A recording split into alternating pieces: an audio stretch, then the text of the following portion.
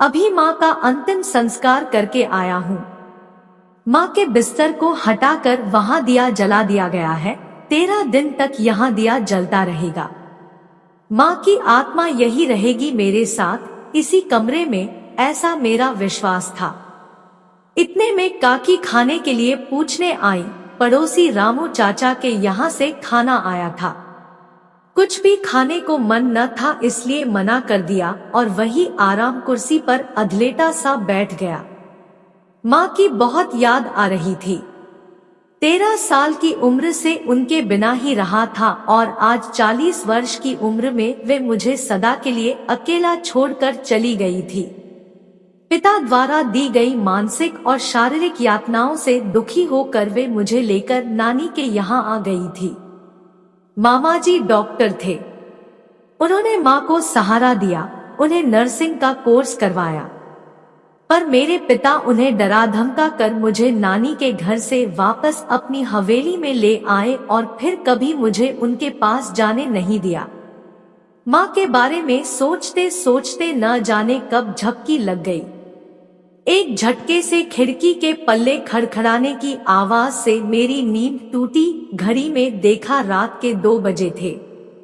एक सरसराहट सी सुनी मैंने, लगा कोई कमरे से बाहर गया है अभी अभी।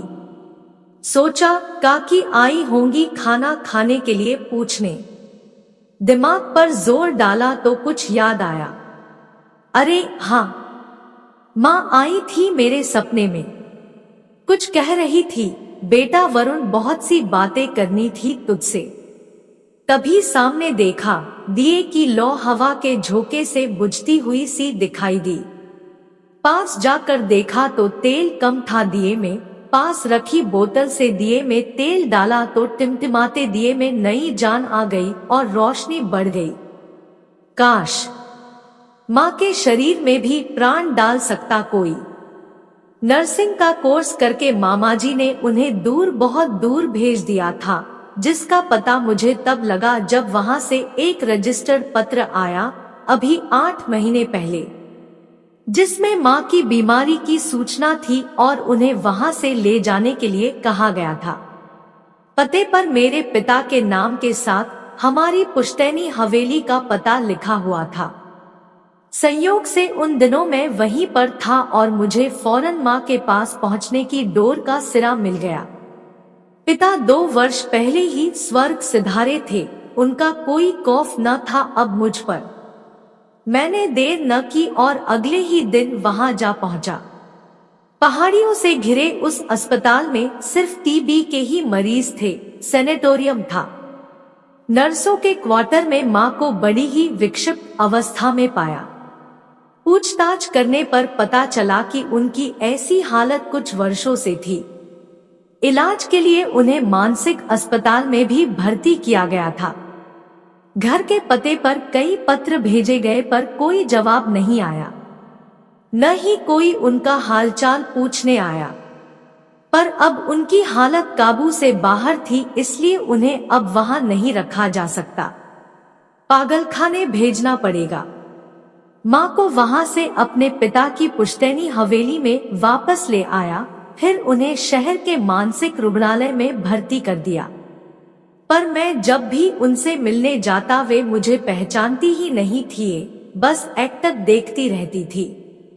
वहां के इलाज से माँ की हालत में कुछ सुधार आने लगा था।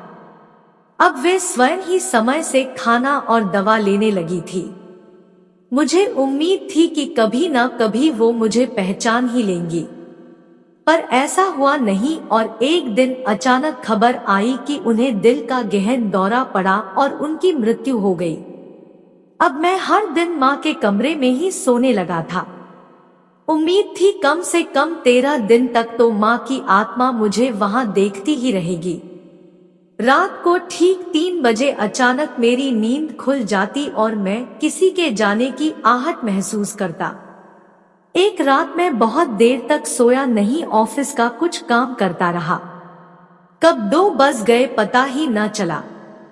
अचानक कमरे में कुछ सरसराहट सी महसूस हुई। मेरा ध्यान टूटा, दरवाजे की तरफ देखा, कोई न था। सोचा मेरा वहम होगा। फिर लिखने में लग गया।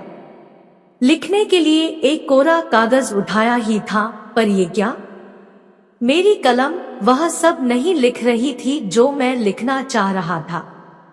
मेरी कलम से जो रेखाएं उभरी वे माँ की तस्वीर में बदल गई। मैं हैरान रह गया।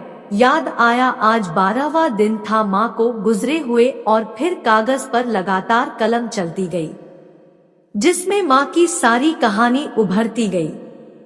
उसमें लिखा था, तुम्हारे पिता की पुश्तैनी हवेली छोड़ने के बाद मैं अपनी नर्सिंग ट्रेनिंग पूरी करके पहाड़ पर बसे उस सेनेटोरियम में नौकरी करने चली गई थी।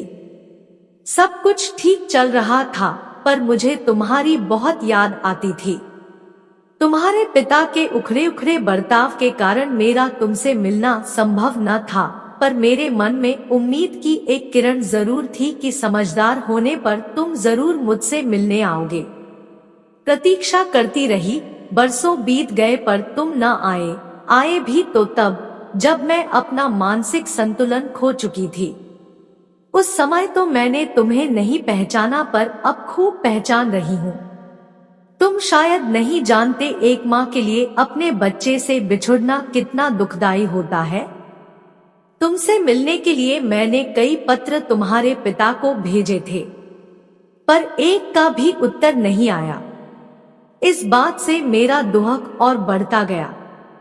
तुमसे बिछुड़ने के बाद मैं तुमसे कभी मिल न सकी। अस्पताल में नौकरी करते हुए भी मैं सब लोगों के बीच अपने आप को बहुत अकेला महसूस करती थी। तुम्हारी याद में रात रात भर आंसू बहाती थी। धीरे धीरे गहन अवसाद मुझे अपने चंगुल में जकड़ता गया। मैं मानसिक रूप से बीमार रहने लगी। उसके बाद जो हुआ वह तुम्हें मालूम ही है। मेरी जिंदगी बस इतनी ही थी। मुझे बहुत सुकून मिला कि तुम्हारे हाथों मुझे मुखाग्नि मिली और मेरा अंतिम संस्कार तुमने ही किया। स्वयं ही लिखते और उसे पढ़ते पढ़ते मेरी आंखों से झरझर आंसू बहने लगे। अचानक मेरी कलम को न जाने हुआ उसकी निब ही टूट गई।